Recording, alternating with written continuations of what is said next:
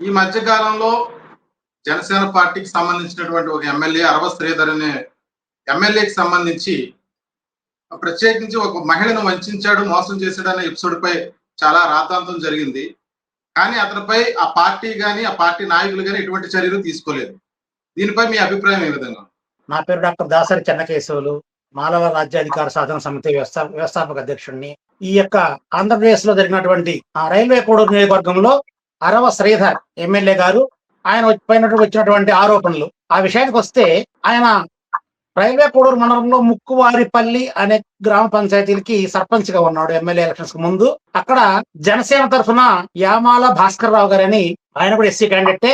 అతను అద్భుతంగా దాదాపు 5 సంవత్సరాల పాటు రైల్వే కోడూరులో జనసేన కోసం పనిచేశాడు. అతనికి టికెట్ అని కన్ఫర్మ్ చేశారు. ఆ తర్వాత రిక్ మూమెంట్ లో టికెట్ ఇచ్చే టైంలో ఈ అరవ శ్రీధర్ కి ఆయన బాస్ ఉన్నాడు, ముక్క రూపానందరెడ్డి అని. ఆయనే వైసీపీకి ఇన్ఛార్జ్ గా ఉన్నాడు. ఆయన ఎలక్షన్ టైంలో వైసీపీని వదిలిపెట్టి టీడీపీలోకి రావడం, టీడీపీలోకి వచ్చిన వెంటనే తన అనుచరుడు అయినటువంటి అరవ శ్రీధర్ ని పార్టీలో జాయిన్ చేయటం.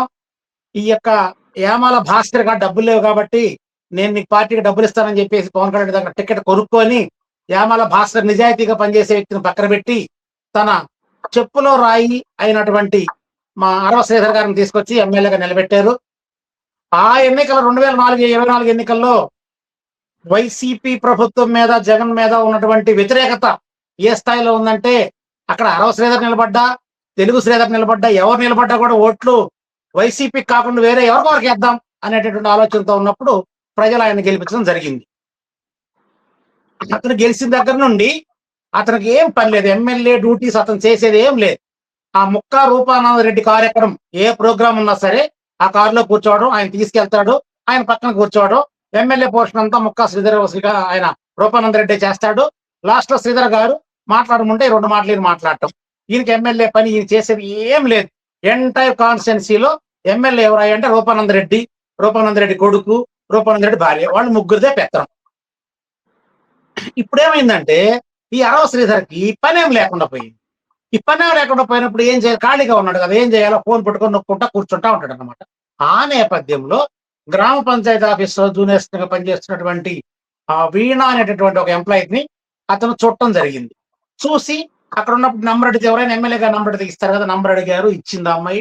ఇచ్చిన తర్వాత తనతోటి ఫోన్ లో వాట్సాప్ లో చాటింగ్ చేయడము, అలా సోడ్ మాట్లాడుకుంటున్నప్పుడు ఒకనొక టైంలో మీ భర్త ఫ్యామిలీ నీకు దూరంగా ఉన్నారు కాబట్టి నువ్వు నాతో ఉండాల్సిందే, నువ్వు నాతో రావాల్సిందే అని చెప్పేసి అడిగినప్పుడు ఆ అమ్మాయి చాలా సున్నితంగా చెప్పింది, సార్ మీరు ఎమ్మెల్యే గారు, మేము చిన్న ఉద్యోగస్తులమి, మీరు భయపడితే భయపడేవాళ్ళం మేము, మీరు అలా చేయటం తప్పు, నాకు భర్త ఉన్నాడు, బిడ్డ ఉన్నారు, నాకు పెద్ద కుటుంబం ఉంది, దయచేసి అలా చూడొద్దని చెప్పి అమ్మాయి ప్రాధాయపడటం జరిగింది.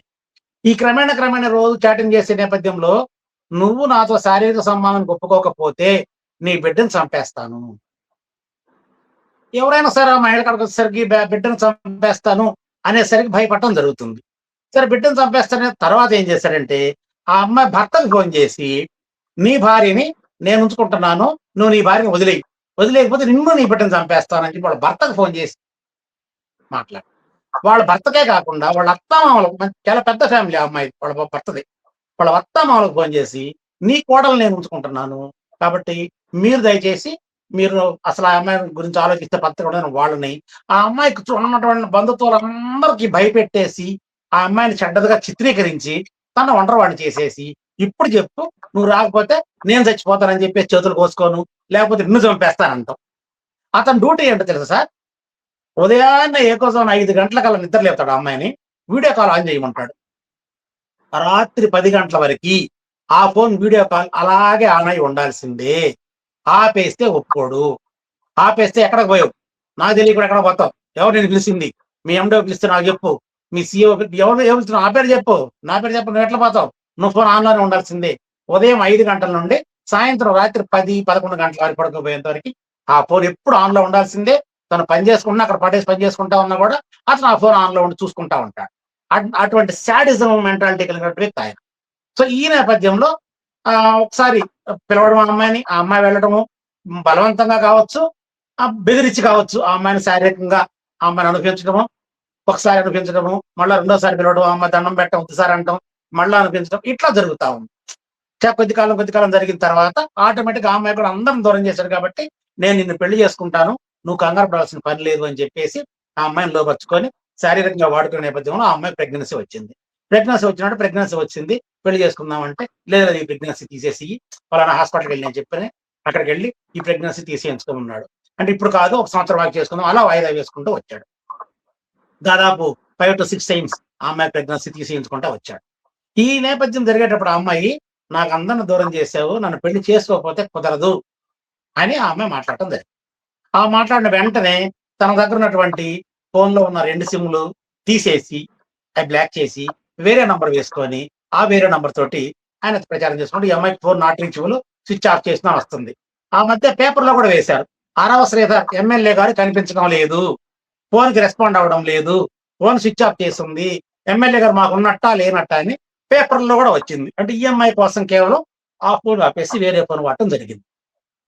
అలా జరిగే నేపథ్యంలో వాళ్ళ ఆఫీస్‌కి ఏదో రివ్యూకి జనవరి 26వ తేదీ ఆఫీస్ ఉంటే దాని కారణంగా వచ్చాడాయన.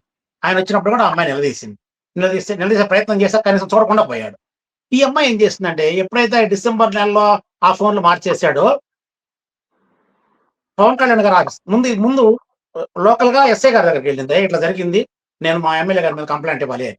ఎస్ఐ గారు ఏం చెప్పారు, నా వల్ల కాదమ్మా, నేను దానికి ఇది కాదు, సీఐ గారిని కలవమన్నాడు. సీఐ గారిని కలిసింది. సీఐ గారు, ఎమ్మెల్యే గారి మీద నేనేం యాక్షన్ తీసుకోలేదు, నువ్వు డీఎస్పీ దగ్గరికి వెళ్ళమన్నాడు. డీఎస్పీ గారి దగ్గరికెళ్తే డీఎస్పీ గారు, నా వల్ల కాని పని నువ్వు ఎస్పీ గారి దగ్గరికి వెళ్ళమన్నాడు. ఎస్పీ గారి దగ్గరికెళ్తే, ఏఎస్పీ గారిని కలవండమ్మా, ఎస్పీ గారు కాదని చెప్పి ఏఎస్పీ గారిని కలిసి, ఏఎస్పీ గారు ఏం చెప్పారంటే, నువ్వు ఎమ్మెల్యే గారి మీద కంప్లెయింట్ ఇస్తే ఎవరు తీసుకోరు, ఎస్పీ గారు నీతో మాట్లాడడానికి సిద్ధంగా లేరు, ఎస్పీ గారు నీతో మాట్లాడరు అని ఏఎస్పీ గారు ఖరాఖండిగా చెప్పాడు. అంటే కొంతమంది ఏమంటున్నారంటే, ఆ అమ్మాయి ప్రెస్‌కి పోవాల్సిన పనే ఉంది, పోలీసు వాళ్ళకి కంప్లెయింట్ ఇచ్చు కదా అని అన్న వాళ్ళకి సమాధానం. ఆ అమ్మాయి ఎస్ఐ గారి దగ్గర నుంచి మొదలుపెట్టి ఎస్పీ గారి వరకు రావడానికి ప్రయత్నం చేసింది. ఆ నేపథ్యంలో నారావారిపల్లికి సంక్రాంతి సందర్భంగా చంద్రబాబు నాయుడు గారు వస్తున్నారని తెలుసుకొని, సంక్రాంతి పండుగ 12వ తేదీ, 13వ తేదీ సంక్రాంతి నారావారిపల్లికి వెళ్ళి చంద్రబాబు నాయుడు గారిని కలిసి, తనకు జరిగిన అన్యాయాన్ని మొత్తాన్ని ఒక అర్జీ రూపంలో రాసి ఆయనకి ఇచ్చి ఎక్స్‌ప్లెయిన్ చేసి చెప్పింది, ఎమ్మెల్యే గారు నన్ను ఈ విధంగా ఇట్లా చేశాడయ్యా, 5 సార్లు అబార్షన్ చేయించారు, ఇప్పుడు పెళ్లి చేసుకుంటాననేసరికి నన్ను అడుగుతుంటే ఇలా చేస్తాడు అని చెప్పేసి ఆ అమ్మాయి సాక్షాత్తు ముఖ్యమంత్రి గారికి ఎక్స్‌ప్లెయిన్ చేసింది. ముఖ్యమంత్రి గారు, సరేనమ్మా నేను పర్స్యూ చేస్తానమ్మా, అస్సలు నీకు ఇట్టి పరిస్థితుల్లో న్యాయం చేస్తాను నేనని చెప్పేసి ఆహా ఓహా అన్నాడు. పాపం మా అమ్మాయి కూడా నిజమే అనుకుంది. ఆ నారావారిపల్లి వచ్చిన కాగితాన్ని నారావారిపల్లిలోనే డస్ట్‌బిన్‌లో వేసినట్టున్నాడు సీఎం గారు. ఈ రోజు కూడా దాని మీద స్పందించలేదు. తర్వాత ఏం చేసిందంటే, కొంతమంది సలహా ఇచ్చారు ఆ అమ్మాయికి.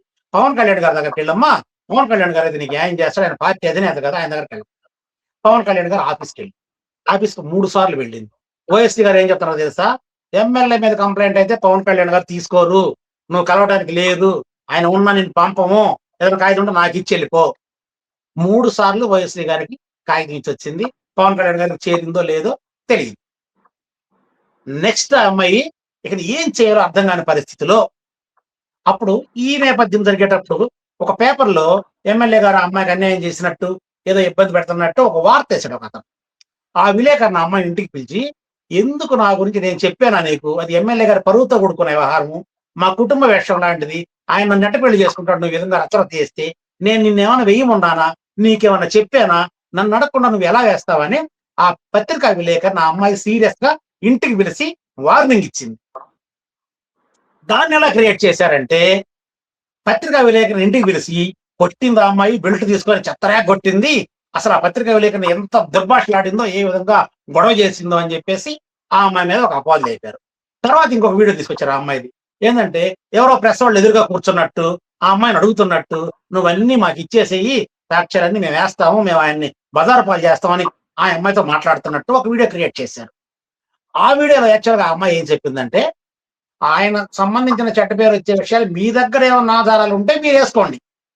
మీరేసుకున్న తర్వాత ఆయన్ని అడిగిన తర్వాత అవును, యెస్ అంటే అప్పుడు నా దగ్గర ఉన్న ఆధారాలు నేనిస్తా. అంతేగాని నేను ఆధారాలు ఇచ్చి, మీరు పేపర్‌లో ఏసి, నన్ను బజారున పడేసి, ఆయన బజారున పడేసే కార్యక్రమానికి నేను ఒప్పుకోను ఆ అమ్మాయి చెప్పింది. దాన్ని మనోళ్ళు ఏం చేశారంటే, ఎవరో సాక్షి ఛానలోళ్ళు ఎవరో ముందుగానే ఆ అమ్మాయికి ప్రీ ప్లాన్డ్‌గా ఇయన్నీ తీపిచ్చారు, అయన్నీ ఏయించారు, అతన్ని హనీ ట్రాప్ చేశారు. ఎవరిని? ఎమ్మెల్యే గారిని. అంటే వలపు మోజులో పెట్టి ట్రాప్ చేశారు ఆయన్ని అని చెప్పి అది ఒక పుకారు కాయించారు. అది పుకారు మాత్రమే చెప్పడం కోసం నేను దీన్ని ఎక్స్‌ప్లెయిన్ చేస్తున్నా.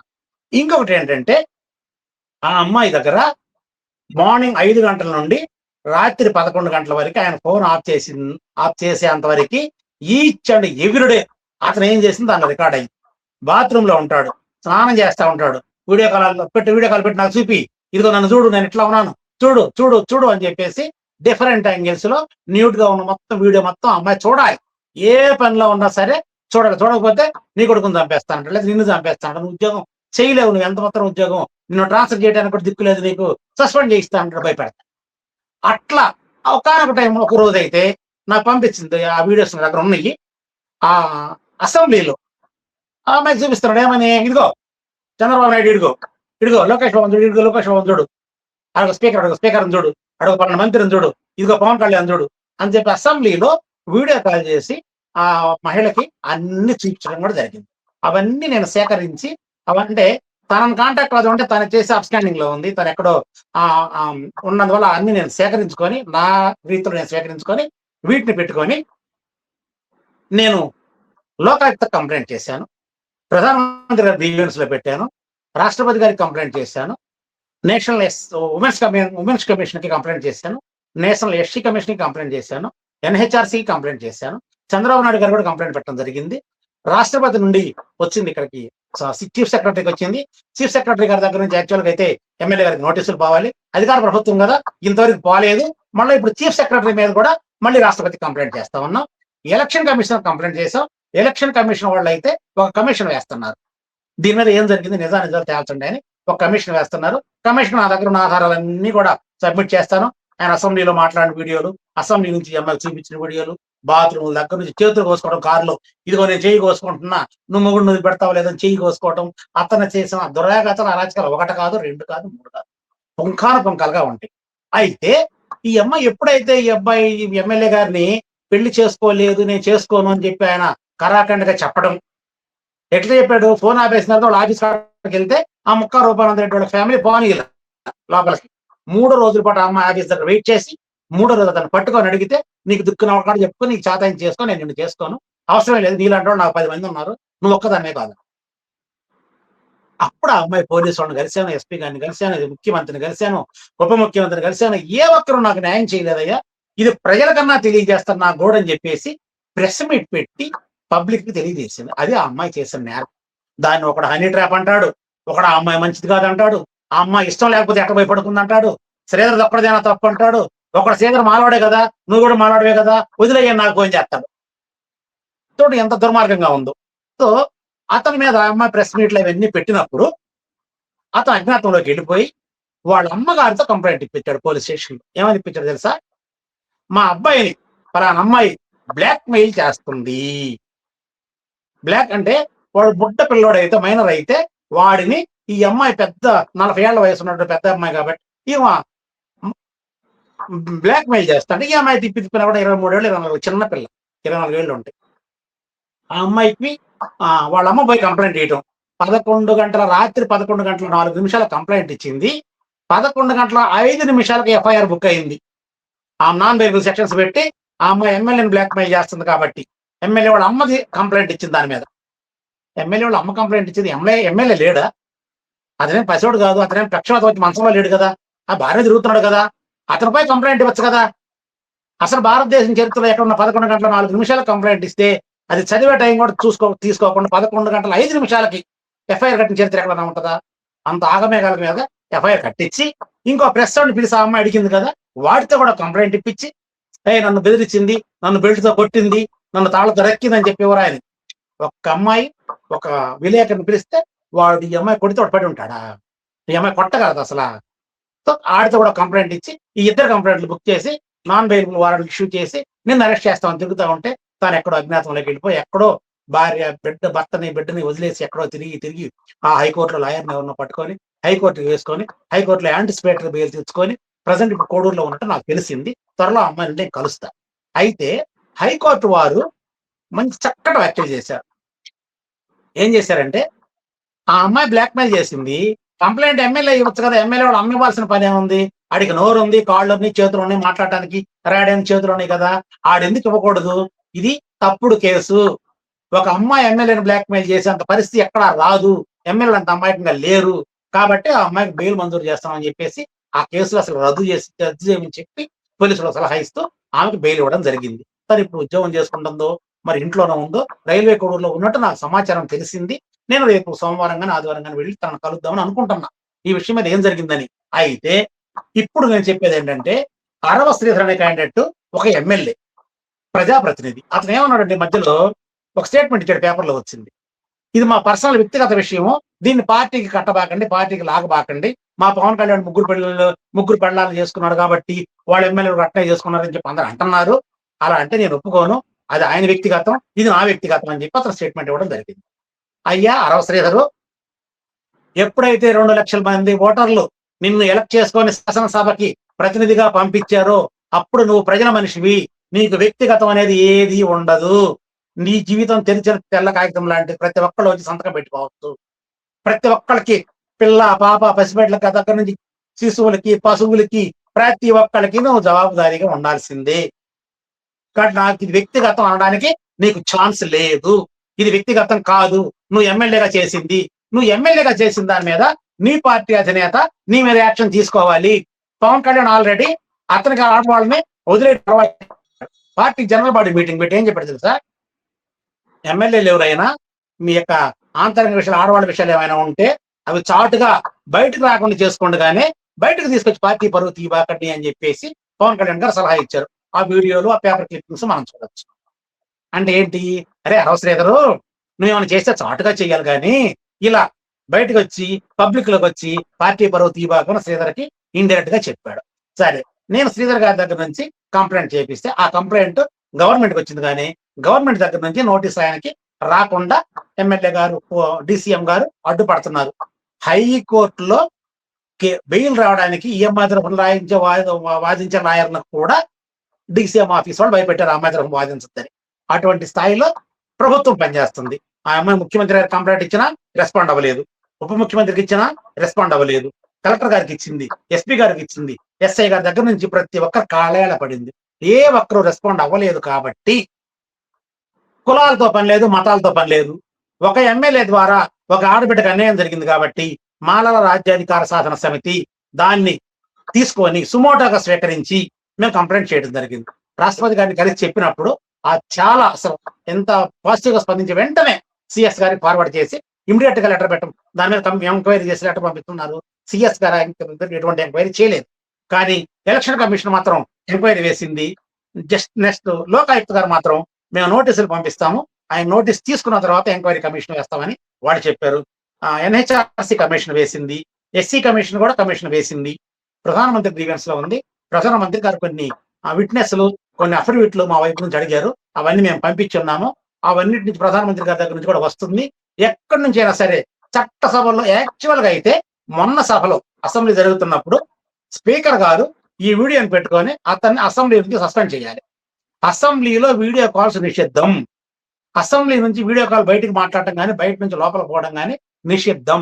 అసెంబ్లీలో ఫోన్ ఏమో కానీ వీడియో కాల్స్ మాట్లాడకూడదు, అసెంబ్లీని చూపిస్తూ బయటకు చేయకూడదు. సో ఆ ఒక్క చర్య మీద అయినా సరే అతన్ని స్పీకర్ గారు సస్పెండ్ చేయొచ్చు. చేశారా? చేయలే. ఎందుకు చేయలేదంటే అసలు అసెంబ్లీలో ఆడవాళ్ళకు జరిగే అన్యాయాల మీద, ఎస్సీలకు జరిగే అన్యాయాల మీద, కులం పేరుతో జరిగే మధ్య హత్యల మీద, కులం పేరుతో జరిగే వెలివేతల మీద చర్చ చేసే అవకాశం కానీ, ఓపిక కానీ ఎవడుకుంది? ఎక్కడుంది? దేని మీద ఉంది? ఏయ్, మా తిరుమల లడ్డు, మా తిరుపతిని అపవిత్రం చేసావు, పంది కొవ్వు కలిపావు, ఆవు కొవ్వు కలిపావు, అసలు అది నెయ్యే కాదు. ఇదే సరిపోయా. రోజు లేస్తే అసెంబ్లీలో ఏమొస్తాను చూస్తే లడ్డు, తిరుపతి లడ్డు, తిరుమల లడ్డు. అంటే హిందువులు అని చెప్పుకుంటూ, సనాతని అని చెప్పుకుంటూ ఉప ముఖ్యమంత్రి, గొప్ప హిందువులాగా ఫీల్ అవుతూ ముఖ్యమంత్రి గారు తిరుమల యొక్క పవిత్రతని పూర్తిగా అట్టడుగున తీసుకొచ్చి పవిత్రతని వాళ్లే స్వయంగా దాన్ని కాలరాసే ప్రయత్నం అసెంబ్లీలో చక్కగా చేశారు. దాని మీద చేశారు. దేని మీద అయితే చర్చ జరగాలో, దేని మీద అయితే స్పందించాలో దాన్ని వదిలేశారు. బడ్జెట్ లో ఎస్సీలకి ఏమైనా కేటాయించాలని అడిగే ఎమ్మెల్యే లేడు, బడ్జెట్ లో ఎస్టీలకి ఏమైనా కేటాయించాలని అడిగే ఎమ్మెల్యే లేడు, కనీసం ఉపాధి హామీ పథకం ద్వారా ఏమి ఇచ్చారు అడిగే ఎమ్మెల్యే లేడు, కనీసం కార్పొరేషన్ ఉన్నాయి కదా ఎవరికైనా పేదవాడికి ఒక లోన్ ఇచ్చావా అని అడిగే ఎమ్మెల్యే లేడు. ఏ ఒక్కరు ప్రజల తరఫున మాట్లాడటానికి 175 మందిలో ముఖ్యమంత్రి దగ్గర నుంచి అక్కడికి స్థాయి వరకు ప్రతిపక్షంగానే ఎవరు లేరు. లడ్డో కొవ్వు, పంది కొవ్వు, ఆవు కొవ్వు, వీళ్ళకి కొవ్వెక్కి కొట్టుకుంటూ దేవుడిని అపవిత్రం చేసే పని చేశారే గాని ఒక ఆడబిడ్డకు అనేది వాస్తవానికైతే ఆ విషయం మీద ప్రతిపక్షం తీర్మానం పెట్టాలి, పాలకపక్షం చర్చించాలి, అక్కడ ఎమ్మెల్యే మీద అసెంబ్లీ సాక్షిగా చర్యలు తీసుకోవాలి. అవి జరగలేదు కాబట్టి అవసరమైతే సుప్రీంకోర్టు కూడా ఆశ్రయిస్తాం. న్యాయస్థానాల నుంచి కానీ అన్ని జాతీయ సంస్థల నుంచి ఏది ఏమైనా సరే ఆరవ శ్రీధర్ గారికి శిక్ష పడేంత వరకు ఎంఆర్ఎస్ఎస్ పోరాడుతుంది. లేదంటే ఆ అమ్మాయికి న్యాయం జరిగేంత వరకైనా సరే పోరాడుతూ ఉందని చెప్పేసి ఈ సందర్భంగా మీకు తెలియజేస్తున్నాను. నమస్కారం.